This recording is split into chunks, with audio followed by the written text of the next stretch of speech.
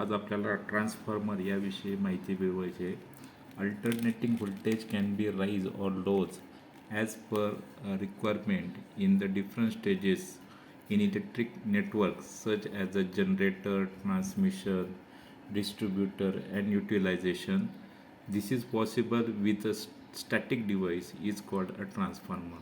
तर बघा, ट्रान्सफॉर्मर हे एक स्टॅटिक डिव्हाइस आहे, म्हणजे त्याच्यामध्ये कोणत्याही प्रकारची मॅग्नेट वगैरे मुवमेंट ही होत नाही.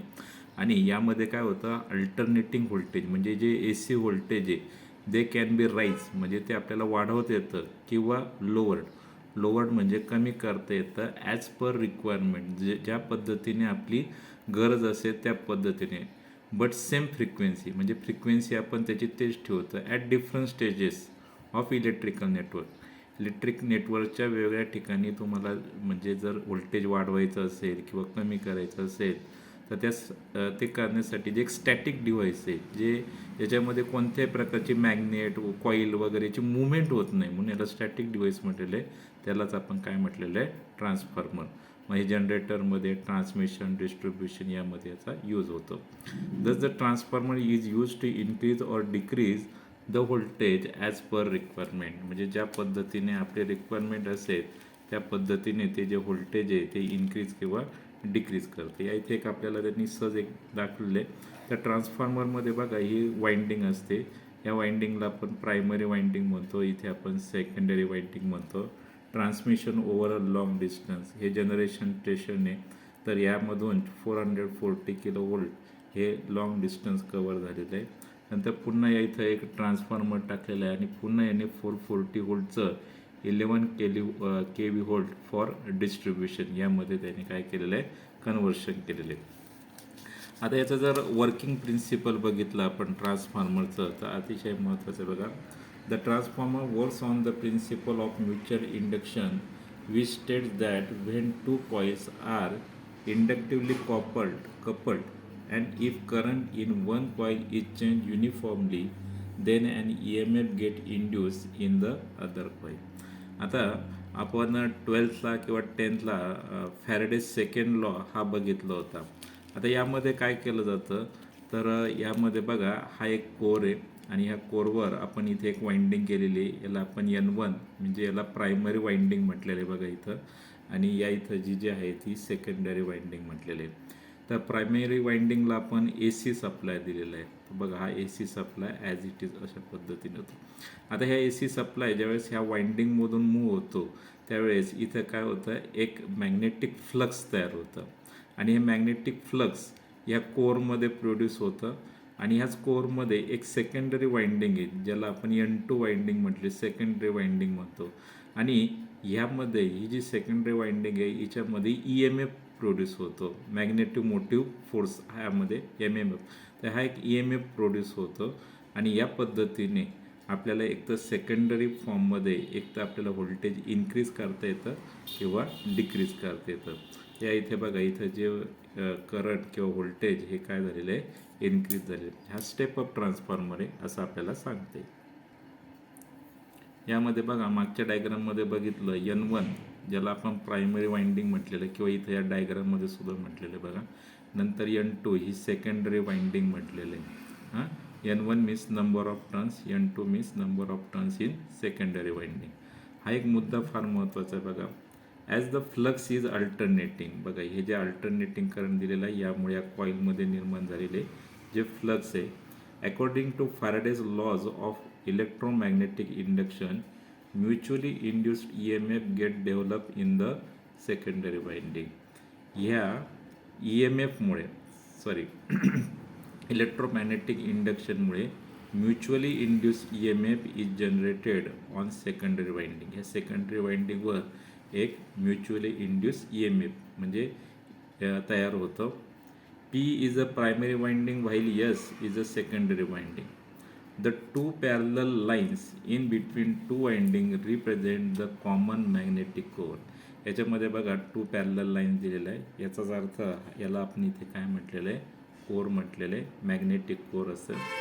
Thus though there is no electrical contact between the two winding and electric energy get transferred from primary to secondary. आणि इथे बघा कोर असल्यामुळे ही जी वाइंडिंग आहे N1 ही N2ला कनेक्टेड नाही, तरी पण इलेक्ट्रिक एनर्जी ही काय होते, ट्रान्सफर होते प्रायमरी वाइंडिंग टू सेकंडरी वाइंडिंगमध्ये. आता आपल्याला एक क्वेश्चन निर्माण होईल, can D C supply be use for a transformer. आता आपण बघितलं की ट्रान्सफॉर्मरला आपण ए सी सप्लाय दिला, जर आपण डी सी सप्लाय दिला तर ट्रान्सफॉर्मर आपल्याला यूज करता येईल का? त्याचा ॲन्सर आहे बघा, the D C supply can not be use for the transformer. ट्रान्सफॉर्मरला डी सी सप्लाय देता येणार नाही. का देता येणार नाही? Because the transformer works on the principle of mutual induction. Transformer कशावर ऑपरेट होतो? Mutual induction. For which current in one coil must change uniformly.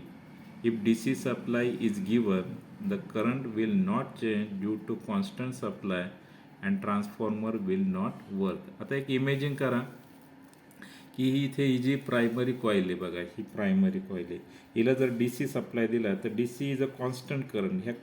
याच्यामधून कॉन्स्टंट करंट फ्लो झाला तर इथं जे आहे इलेक्ट्रोमॅग्नेटिक इंडक्शन होईल का? नाही.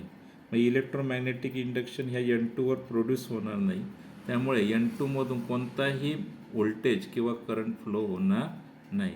त्यामुळे DC supply cannot be use for transformer. ट्रान्सफॉर्मरला इनपुट म्हणून आपण DC सप्लाय हा देऊ शकत नाही किंवा तो यूज होत नाही. दच DC supply should not be connected to the transformer.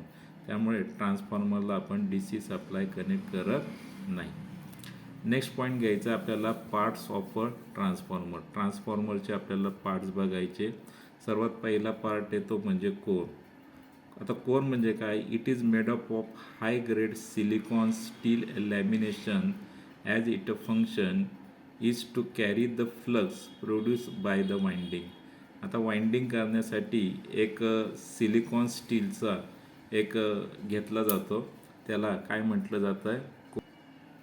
या इथे फिगरमध्ये बघा तुम्हाला, इथे हा जो stainless steel silicon stainless steel लॅमिनेशनचा या इथं रेक्टँग्युलर फॉर्ममध्ये हा काय दिलेला आहे?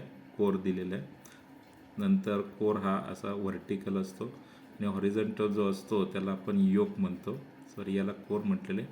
आणि याला इथे बघा लिम आणि इथे फ्लक्स यामध्ये काय होतात? जनरेट होतात. इथे जर बघितलं तर कोर हा इथे बघा सिंगल दिलेला आहे. तर इथं कोरच्या काय करतात? अशा अनेक साऱ्या पट्ट्या घेतात ते, म्हणजे सिलिकॉन स्टील लॅमिनेशनच्या अनेक अशा पट्ट्या घेतात आणि ह्या वेगवेगळ्या पट्ट्या अशा जॉईन केल्या जातात, लक्षात घ्या. आणि त्या सर्वांचं मिळून काय तयार होतं? कोर. त्याचप्रमाणे याच्यामध्ये कोणताही एअर गॅप राहू नये यामुळे याला वॉर्निश हे जे आहे ते पण लावलं जातं. आपण ते एक एक कन्सेप्ट घेऊया. नेक्स्ट आहे बघा limb. It is a vertical portion of the core and its function is to carry the winding.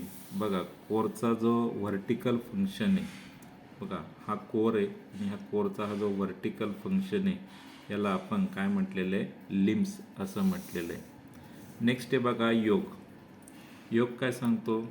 The top and bottom horizontal portion of the core is called as a yoke. Its function is to carry the flux produced by one winding to reach to the other winding and provide the low reluctance path to the flux. आता बघा yoke तुम्हाला समजला. चला, ही core आहे. Core आता तुम्हाला कळाली. नंतर हा जो आहे याला आपण काय म्हणतो? योक म्हणतो, म्हणजे टॉप आणि बॉटमचा. हा काय करतो? इथे जे फ्लक्स प्रोड्यूस होणार आहे ते फ्लक्स कोरमधून कॅरी करण्याचं काम हा कोण करत असतो? योक करत असतो. आणि हा जो व्हर्टिकल पोर्शन आहे याला आपण काय म्हणत असतो? लिम म्हणत असतो. नेक्स्ट पॉईंट आहे बघा वाइंडिंग. वाइंडिंगमध्ये काय होतं? The coil use are wound on the limbs and are insulated from each other. The function of the winding is to carry the current and produce the flux necessary for the functioning of the transformer. आता याच्यामध्ये या इथे तुम्हाला हा picture दिलेला आहे बघा. तर या इथे हा कोर आहे आणि ह्या कोरवर आपण काय केलेली आहे? वाइंडिंग केलेली आहे बघा. ही एक प्रायमरी वाइंडिंग येणार आहे आणि ही काय आलेली आहे? सेकंडरी वाइंडिंग केलेली आहे, बरोबर आहे. आणि ही वाइंडिंग केल्यानंतर त्याला एक इन्सुलेटिंग पेपर लावलं जातं. काय लावलं जातं? इन्सुलेटिंग पेपर, की जेणेकरून यांच्यामध्ये कॉन्टॅक्ट होऊ नये.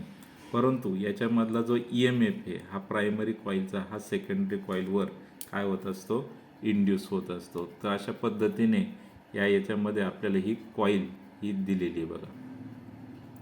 ओके, नेक्स्ट कन्सेप्ट घ्यायची आपल्याला कॉन्झर्वेटर. तर या इथं फिगरमध्ये आपल्याला इथं कॉन्झर्वेटर दिलेलं आहे बघा. हे बघा इथे कॉन्झर्वेटर टँक दिलेला आहे. ओके, दिसतोय हा कॉन्झर्वेटर टँक. ओके, ॲक्च्युली काय होतं की सपोज इथं बघा हा एक मेन आहे, म्हणजे ज्याला आपण टँक म्हणूया. तर त्या टँकमध्ये काय केलं जातं, मेन टँक आहे बघा हा मेन टँक. या मेन टँकमध्ये काय केलं जातं, ही कॉईल टाकली जाते, प्रायमरी कॉईल किंवा सेकंडरी कॉईल, बरोबर आहे. त्याचप्रमाणे त्यामध्ये काय केलं जातं की ती कॉईल, कारण ट्रान्सफॉर्मर आपण बाहेर लावतो तर तो बऱ्याच वेळा हीट होतो. तर तो हीट होऊ नये त्यामुळे इथं बघा ह्या साईडने त्याला काय दिलेलं आहे, त्याला दिलेलं आहे कूलिंग टँक दिलेलं आहे बघा. इथे कूलिंग ट्यूज म्हटलेलं आहे, नंतर टँक कवर म्हटलेलं आहे, नंतर या इथं वरती बघा ब्रीदर असं म्हटलेलं आहे, नंतर लो व्होल्टेज ब्रश म्हटलेले आहे, आणि इथं कूलिंग ट्यूब. तर इथं जी मेन टँक असते त्याच्यामध्ये ह्या वाइंडिंग असतात प्रायमरी सेकंडरी, आणि त्याच्यावरती त्या वाइंडिंग गरम होऊ नये, खराब होऊ नये म्हणून याच्यामध्ये काय टाकतात, एक ऑइल टाकलं जातं. काय टाकलं जातं, ऑइल. मग आता एक मेन काय होतं बघा, the oil in the transformer expands when temperature inside the transformer increases due to heat while it contracts when temperature decreases. The function of the conservator is to take up the expansion and contraction of the oil without allowing it to come in contact with the ambient air. होतं काय माहिती आहे का, की बऱ्याच वेळा जेव्हा हा ट्रान्सफॉर्मर आपण लावला जातो तर लावल्यानंतर हा हीट होतो. हीट झाल्यानंतर त्याचं जे याच्यामधलं जे ऑइल आहे मेन टँकमधलं ते एक्सपांड होतं.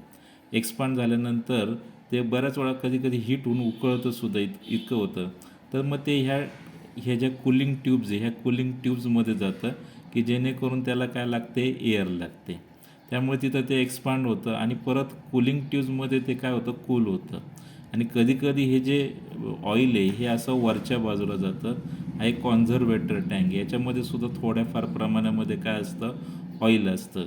म्हणजे इथलं ऑइल जर कमी झालं ते त्यामध्ये जातं, किंवा एक्सपांड झालेलं ऑइल हे वरच्या याच्यामध्ये जातं. आता पुढचं आहे बघा, या इथं जे ब्रीदर आहे, ब्रीदरचं काय फंक्शन आहे बघा.